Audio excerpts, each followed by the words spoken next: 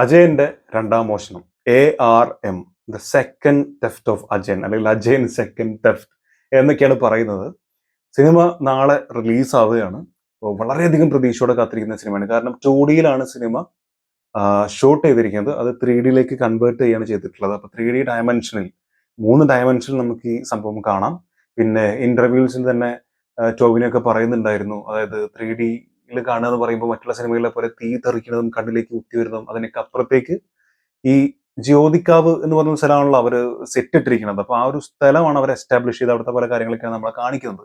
അപ്പോൾ ഒരു emotional scene ആണെങ്കിൽ പോലും ആ സമയത്ത് നായകനോ നായികയോ അല്ലെങ്കിൽ അതിലുള്ള അഭിനേതാക്കളോ നിൽക്കുന്ന സമയത്തുള്ള ചുറ്റുപാടുകളും അവിടെ ഉള്ള ചെറിയൊരു വെള്ളക്കെട്ടാണെങ്കിലും വെള്ളച്ചാട്ടമാണെങ്കിലും ഇതൊക്കെ ആ 3 ഡയമെൻഷനിൽ നമുക്ക് ആസ്വദിക്കാൻ കഴിയും എന്നാണ് വിശ്വാസം എന്ന രീതിയിലൊക്കെ പറയുന്നുണ്ടായിരുന്നു. എന്തായാലും വളരെ പ്രതീക്ഷയോടെയാണ് നാളെ സിനിമയ്ക്ക് പോകാൻ വേണ്ടി നിൽക്കുന്നത്. ടിക്കറ്റ് ഓൾറെഡി ബുക്ക് ചെയ്തു. അപ്പോൾ എങ്ങനെ ഉണ്ടാവും എന്ന് കണ്ടു കഴിഞ്ഞാൽ മാത്രമേ പറയാൻ പറ്റുള്ളൂ. എന്തായാലും ട്രെയിലർ വന്നിരുന്നു. ട്രെയിലർ വളരെയധികം പ്രതീക്ഷ അർപ്പിക്കുന്ന രീതിയിൽ തന്നെയായിരുന്നു. അതിൽ ചില സ്ഥലങ്ങളിലൊക്കെ നമുക്ക് കുറച്ചു സ്ലോ മോഷൻ കാണിച്ചിട്ടുള്ള 1-2 സ്ഥലങ്ങളിൽ അയ്യോ ഇതെന്താ ഇങ്ങനെ കാണിച്ചത് എന്നുള്ളൊരു ഫീൽ ഉണ്ടായിരുന്നു. പക്ഷെ എനിക്ക് തോന്നുന്നു 3Dയിൽ നമ്മൾ കാണുന്ന സമയത്ത് അതൊക്കെ ഭയങ്കരമായിട്ട് നമുക്ക് ആ വിഷ്വലി നമ്മളെ ത്രില്ലടിപ്പിക്കും എന്ന് തന്നെയാണ് ഇപ്പോഴും പ്രതീക്ഷ. എന്തായാലും ഇതിന്റെ ഒരു വൺ ലൈൻ എന്നുള്ളത്, അതായത് ഇതിന്റെ IMDbയിലാണെങ്കിലും മറ്റു സ്ഥലങ്ങളിലൊക്കെയാണെങ്കിലും വൺ ലൈൻ ആയിട്ട് ഇവർ പറയുന്നത് എന്താണെന്ന് വെച്ചാൽ 3 കാലങ്ങളിലായി, അതായത് 1900, 1950, 1990 ഇങ്ങനെ 3 കാലഘട്ടങ്ങളിലായി ജീവിച്ചിരുന്ന 3 ഹീറോസ്. ഈ 3 പേരും ഒരുപക്ഷെ പരമ്പരാഗതമായി അപ്പനപ്പന്മാരൊക്കെ ആയിരിക്കാം, അതിന്റെ മക്കളൊക്കെ ആയിട്ട് വന്നതായിരിക്കാം. എന്തായാലും ഈ 3 ഹീറോസിനെയും അവതരിപ്പിക്കുന്നത് ടോവിനോ തന്നെയാണ്. അജയൻ, മണിയൻ, കുഞ്ഞിക്കേളു, ഈ 3 ക്യാരക്ടറാണ് ചെയ്യുന്നത്. 3 ക്യാരക്ടറിനും 3 സ്വഭാവമാണ്. ഒരാൾ വളരെ പക്വതയോടുകൂടി വളരെ നിഷ്കളങ്കനായിട്ടുള്ള ഒരാളാണെങ്കിൽ, ഒരാൾ കള്ളനാക്കപ്പെട്ട ഒരാളാണ്, അതിന്റെ ഭയങ്കര ദേഷ്യമുള്ള വയലൻസ് ആയിട്ടുള്ള ഒരാളാണ്, ഒരാൾ ഭയങ്കര ബുദ്ധികൂർമ്മതയുള്ള ആളാണ്. അങ്ങനെ 3 തരം സ്വഭാവമുള്ള ആളാണെന്നാണ് പറഞ്ഞു കേൾക്കുന്നത്. എന്തായാലും ഈ 3 ക്യാരക്ടറും ചെയ്യുന്നത് ടോവിനോ തന്നെയാണ്. അപ്പോ ഇവര് ഈ ജ്യോതിക്കാവ് എന്ന് പറഞ്ഞ ഈ നാട്ടിലെ കുറെ കാലങ്ങളിൽ അവരുടെ ഒരു ട്രഷർ ഉണ്ട്. ആ നാടിന്റെ ഒരു ട്രഷർ. ആ ട്രഷർ കാക്കാൻ വേണ്ടിയിട്ട് നടത്തുന്ന പോരാട്ടങ്ങളും കാര്യങ്ങളൊക്കെ ആയിട്ടാണ് കാണിച്ചിട്ടുള്ളത്. അപ്പൊ ഈ ട്രഷർ കാക്കാൻ വേണ്ടി എന്ന് പറയുമ്പോൾ നമ്മൾ ട്രെയിലറിലും ടീസറിലും ഒക്കെ ആയിട്ടുള്ള ഡയലോഗ് ഉണ്ട്. അതായത് എന്താണ്, എന്തോ ഒരു സംഭവം ഉണ്ടല്ലോ, എന്തോ ഒരു കട്ട കള്ളൻ എന്ന് പറയുന്നുണ്ടല്ലോ ആ ക്യാരക്ടർ, എന്തോ ജ്യോതി കട്ട കള്ളനോ അങ്ങനെ എന്തോ പറയുന്നുണ്ട് എന്തായാലും.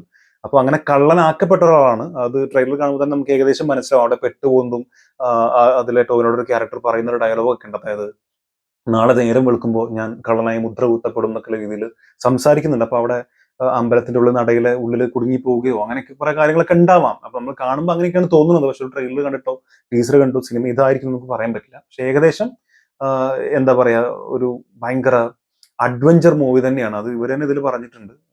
പക്ക അഡ്വഞ്ചർ ടൈപ്പ് ഒരു മൂവി തന്നെയാണ് ഇവർ ചെയ്തിട്ടുള്ളത് എന്നുള്ളത്. എപ്പിക് അഡ്വഞ്ചർ എന്നാണ് പറഞ്ഞു കേൾക്കുന്നത്. എപ്പിക് എന്നുള്ള വേർഡ് വീണ്ടും നമ്മൾ യൂസ് ചെയ്യേണ്ടതുണ്ട്.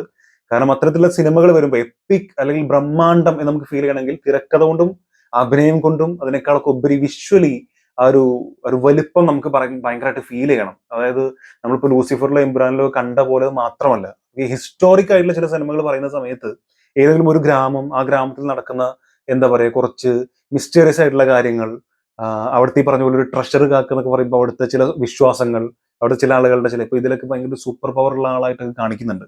അപ്പോൾ അത്തരത്തിലുള്ള കാര്യങ്ങൾ ഇതിന്റെയൊക്കെ വലിപ്പം ഭയങ്കരമായിട്ട് നമുക്ക് ഫീൽ ചെയ്യണം.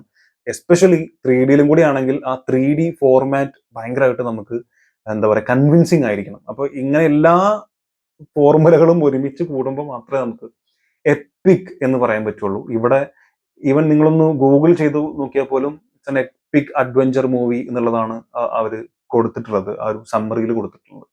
എന്തായാലും ഞാൻ ഈ പറഞ്ഞ പോലെ വളരെയധികം പ്രതീക്ഷയോട് കൂടി തന്നെയാണ് ഈ സിനിമ കാണുന്നത്. ട്രെയിലർ കണ്ട സമയത്ത് 3 കഥാപാത്രങ്ങളിലും പ്രതീക്ഷ തോന്നിയിട്ടുണ്ട്.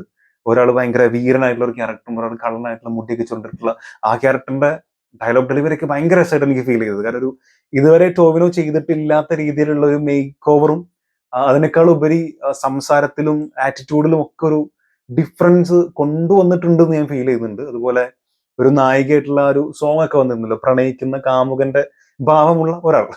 അപ്പോൾ അദ്ദേഹം ആണെങ്കിലും കുറച്ച് ഡീഗ്ലാം ചെയ്ത് പുള്ളീന്റെ ഒരു ചിരിയിലും ഒക്കെ ഒരു വെറൈറ്റി കൊണ്ടുവരാൻ ശ്രമിച്ചു. എനിക്ക് എവിടേക്കോ പുള്ളിന്റെ ഒരു സിനിമ ഈ അടുത്ത് വന്നിരുന്ന അവാർഡ് കിട്ടിയിട്ടുള്ള ഒരു സിനിമ, ഈ സിനിമയുടെ പേര് എനിക്ക് കിട്ടുന്നില്ല, നിങ്ങൾക്ക് ഓർമ്മയുണ്ടെങ്കിൽ പറയാം. ഒരു അവാർഡ് ടൈപ്പ് ഒരു വെറൈറ്റി സിനിമ ചെയ്തിട്ടുണ്ടായിരുന്നു, കുറച്ചൊരു ഭ്രാന്തനൊക്കെ ആയിട്ട് ഒരു സംഭവം, ഒരു എന്താ പറയാ, അതിന്റെ ഏതാണ് സിനിമ എനിക്ക് പേര് കിട്ടുന്നില്ല, നിങ്ങൾക്ക് ഓർമ്മയുണ്ടെങ്കിൽ ദയവായിട്ട് കമന്റ് രേഖപ്പെടുത്തുക. എന്താണ് ആ സിനിമയുടെ പേര്? നല്ല രസമുള്ള പേര് എന്തായാലും കിട്ടുന്നില്ല. അപ്പൊ അതിലെ ഞാൻ ഇവിടെ കൊടുക്കാം, അതിലെ ഫോട്ടോ ഞാൻ സൈഡിൽ കൊടുക്കാം, ആ ക്യാരക്ടറിന്റെ പേര് കിട്ടുമെങ്കിൽ അതും കൊടുക്കാം. അപ്പൊ എന്തായാലും അതിലെ ആ ഒരു ക്യാരക്ടറിൽ ചെറിയ രീതിയിൽ സാമ്യം, മുടിയുടെ ചീകി വെച്ചിരിക്കുന്നതാണെങ്കിലും ലുക്കിലും ഒക്കെ ആ സ്മൈലിൽ വരെ ചെറുതായിട്ട് അതൊന്ന് കയറി വന്നിട്ടുണ്ടോ എന്നൊരു തോന്നലുണ്ട്. എന്തായാലും അതർവൈസ് മറ്റുള്ള രണ്ട് കഥാപാത്രങ്ങളും വളരെ ഡിഫറെന്റ് ആയിട്ട് എനിക്ക് ഫീൽ ചെയ്യുന്നത്. ഇതിന് മുമ്പ് ഒരു ക്യാരക്ടർ അങ്ങനെ ടോവിനോട് വന്നിട്ടില്ല എന്ന് തന്നെയാണ് എന്റെ വിശ്വാസം. അപ്പൊ എന്തായാലും സംവിധാനം ചെയ്യുന്നത് ജിതിൻ ലാലാണ്. ജിതിൻ ലാൽ ഇതിന് മുമ്പ് ചെയ്തിട്ടുള്ള പടം ഫ്ലോപ്പ് ആയിരുന്നു അദ്ദേഹത്തിനെ വെച്ചിട്ട് തന്നെ. അപ്പോൾ അത് കഴിഞ്ഞു പോയിട്ടുണ്ടായിരുന്നു. പക്ഷെ അതിനും കാരണം ജിതിൻ ലാൽ പറഞ്ഞത് മുഴുവനായിട്ടും ARM എന്ന് പറഞ്ഞ സിനിമയിലായിരുന്നു മൈൻഡ്. അതിനിടയിൽ ഒരു അവസരം കിട്ടിയപ്പോൾ ആ അവസരം നഷ്ടപ്പെടുത്തണ്ട എന്ന് വിചാരിച്ച് മാത്രമാണ് ഞാൻ ഈ സിനിമ ചെയ്തത്. പക്ഷെ എന്റെ ഫുൾ പൊട്ടൻഷ്യൽ നിങ്ങൾ കാണാൻ പോകുന്നത് ARMലാണ്, അജയന്റെ രണ്ടാം മോഷണം എന്ന് പറഞ്ഞ സിനിമയിലാണെന്ന് വളരെ കോൺഫിഡന്റ് ആയിട്ട് പുള്ളിക്കാരൻ പറഞ്ഞിട്ടൊക്കെ ഉണ്ടായിരുന്നു. അപ്പൊ അത്രമാത്രം കോൺഫിഡന്റ് ആയി, അത്രയും സമയമെടുത്ത്, അത്രയും പ്രതീക്ഷയോടെ ചെയ്തൊരു സിനിമയാവണം എന്നുള്ളത് കൊണ്ട് തന്നെ സ്വാഭാവികമായിട്ടും പ്രേക്ഷകന്റെ പ്രതീക്ഷയും കൂടുതലാണ്. പിന്നെ ഈ പറഞ്ഞ പോലെ വന്നിട്ടുള്ള അപ്ഡേറ്റുകളൊക്കെ കൂടുതലാണ്. ഇനി ഇതിൽ പറയാനുള്ള പ്രധാനപ്പെട്ട ഒരു അപ്ഡേറ്റ്, ഇന്ന് കുറച്ചു മുമ്പ് മാത്രം വന്നിരിക്കുന്ന ഒരു അപ്ഡേറ്റ് ഉണ്ട്. അത് ശരിക്കും ഭയങ്കര രസമായിട്ട് എനിക്ക് ഫീൽ ചെയ്തു. അതായത് ലാലേട്ടൻ ഇതിന്റെ ഭാഗമാകുന്നുണ്ടെന്നല്ല, ആക്ച്വലി ലാലേട്ടന്റെ ശബ്ദം ഇതിന്റെ ഭാഗമാകുന്നുണ്ടെന്നുള്ളതാണ്. Presenting Shri Mohanlal as voice of cosmic creator in AR എന്നാണ് കൊടുത്തിരിക്കുന്നത്. താഴെ പോസ്റ്റ് കൊടുത്തിട്ട് ഇങ്ങനെ കൊടുത്തിട്ടുണ്ട്: honoured to have dearest Mohanlal sir lend his iconic voice as the cosmic creator in ARM the movie. Your legendary voice has brought a whole new dimension to our film. Thank you for being part of this journey എന്ന് പറഞ്ഞിട്ട് ടോവിനോ തന്നെയാണ് post ഇട്ടിരിക്കുന്നത്. അപ്പോൾ cosmic creator എന്ന് പറയുമ്പോൾ പ്രപഞ്ച സൃഷ്ടാവ് എന്നൊക്കെയാണ് അർത്ഥം വരുന്നത്. അപ്പോൾ ഈ ജ്യോതിക്കാവിനെ പരിചയപ്പെടുത്തുന്ന സമയത്തോ അല്ലെങ്കിൽ ഇദ്ദേഹത്തിന് ഒരു സൂപ്പർ പവർ ഉള്ള പോലെ കാണിക്കുന്നില്ല. അപ്പൊ സൂപ്പർ പവർ കൊടുക്കുന്ന രീതിയിലോ അല്ലെങ്കിൽ ദൈവത്തിന്റെ ഒരു കയ്യൊപ്പ് എന്ന് പറയുന്ന പോലെ ഒരു അങ്ങനത്തെ ഒരു അവസ്ഥയിൽ ഇദ്ദേഹത്തിന് സഹായം കിട്ടുന്ന സമയത്തോ ഒരു സൃഷ്ടാവ്, പ്രപഞ്ച സൃഷ്ടാവ് എന്ന രീതിയിൽ ലാലേട്ടന്റെ ശബ്ദമായിരിക്കാം ആകാശത്ത് ഇറങ്ങി വരുന്നതായിട്ടൊക്കെ ചിലപ്പോൾ കൊടുത്തിട്ടുണ്ടാവുക.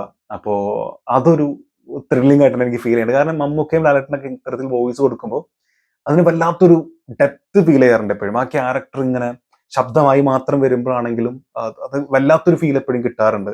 അവർ പറയുന്ന ഒരു 4-5 വരി ഡയലോഗ് ഉണ്ടെങ്കിലും പോലും അത് നമുക്കിങ്ങനെ ഉള്ളിൽ കിട്ടാറുണ്ട്. ഇതിനു മുമ്പൊക്കെ അത് സംഭവിച്ചിട്ടുണ്ട്. അപ്പൊ അത്തരത്തിൽ ലാലേട്ടന്റെ വോയിസ് കൊടുക്കുന്നുണ്ടെന്നുള്ളത് ഒരു ഭയങ്കര സംഭവമായിട്ട് തന്നെയാണ് എനിക്ക് ഫീൽ ചെയ്യുന്നത്. ജസ്റ്റ് ഈ എമ്പുരാനെ പറഞ്ഞിട്ടുള്ള അതൊക്കെ എമ്പുരാനെ ഈ സാധനമൊക്കെയാണ് കൊടുത്തിട്ടുള്ളത് ഇതില്.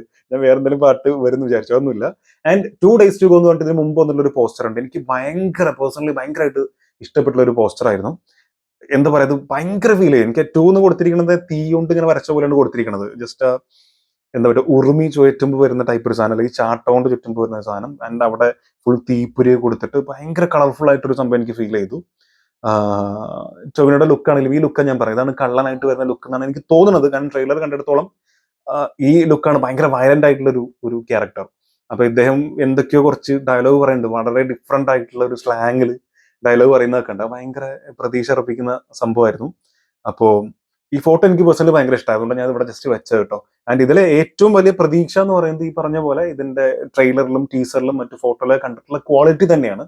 അതിനപ്പുറത്തേക്ക് ഇപ്പോ ഭയങ്കര ത്രില്ലിംഗ് എലമെന്റ് എന്ന് ചോദിച്ചാൽ ലാലേട്ടൻ ഈ കോസ്മിക് ക്രിയേറ്ററായി വരുന്നു എന്ന് പറയുമ്പോൾ ജസ്റ്റ് വോയിസ് എന്ന് മാത്രമാണ് പറഞ്ഞിരിക്കണമെന്നുണ്ടെങ്കിൽ പോലും അതെന്തായിരിക്കും, അത് എത്രമാത്രം പ്രാധാന്യം വരുന്ന പ്രാധാന്യം ഇല്ല. ഇപ്പൊ ലാലേട്ടനെ നമുക്കൊന്നും കൊണ്ടില്ല, വേറെ ആർക്ക് വേണമെങ്കിലും വോയിസ് കൊടുക്കാമല്ലോ. അപ്പോൾ അത്തരത്തിലൊരു വോയിസ് കൊടുക്കണമെങ്കിൽ അത്രയും ശക്തമായ ഒരു കഥാപാത്രം കാണുന്നില്ല, വിഷ്വലി നമ്മൾ കാണുന്നില്ലെങ്കിലും എന്താ പറയാ, ഓഡിയോ ആയിട്ടെങ്കിലും നമ്മുടെ ഉള്ളിലേക്ക് അത്രയും ഇറങ്ങി ചെല്ലേണ്ട ഒരു സംഭവം ആയിരിക്കാം. അപ്പൊ അതെങ്ങനെയാണ് ഇവർ യൂസ് ചെയ്തിരിക്കുന്നത്?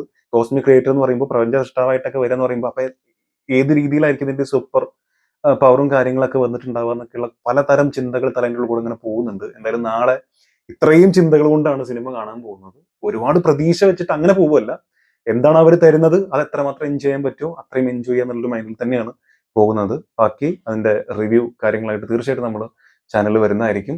Stay tune.